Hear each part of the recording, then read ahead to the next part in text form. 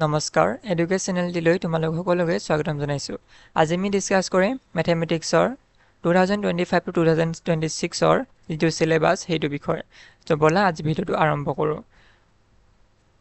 তো first unit আছে relation and function, যাৰ মাৰ্কছ থাকিব 8, এলজেব্ৰাত থাকিব 14, কেলকুলাছত থাকিব 44, ভেক্টৰ্ছ এণ্ড 3-ডাইমেনশ্যনেল জিঅ'মেট্ৰি থাকিব 20 মাৰ্কছ, লিনিয়াৰ প্ৰগ্ৰেমিঙত থাকিব 6 মাৰ্কছ, প্ৰবেবিলিটিত থাকিব 8 মাৰ্কছ। এইখিনি হৈছে ইউনিটৰ ভিত্তিত।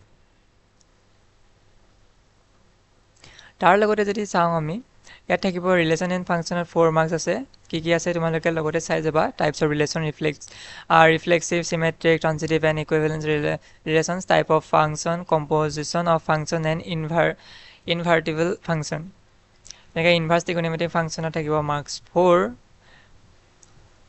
এলজেব্ৰা মেট্ৰিচিছত থাকিব 6 মাৰ্কছ, ডিটাৰমিনেণ্টত থাকিব 8 মাৰ্কছ, কেলকুলাছৰ কণ্টিনিউটি এণ্ড ডিফাৰেঞ্চিয়েবিলিটি থাকিব 12 মাৰ্কছ, এপ্লিকেশ্যন অফ ডেৰিভেটিভছ থাকিব 10 মাৰ্কছ, ইণ্টিগ্ৰেলত থাকিব 10 মাৰ্কছ।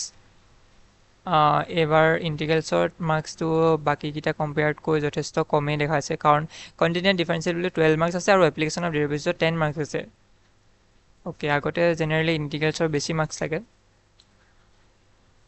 যে এপ্লিকেশ্যন অফ দ্য ইণ্টিগ্ৰেলছত থাকিব 4 মাৰ্কছ, ডিফাৰেঞ্চিয়েল ইকুৱেশ্যন থাকিব 8 মাৰ্কছ।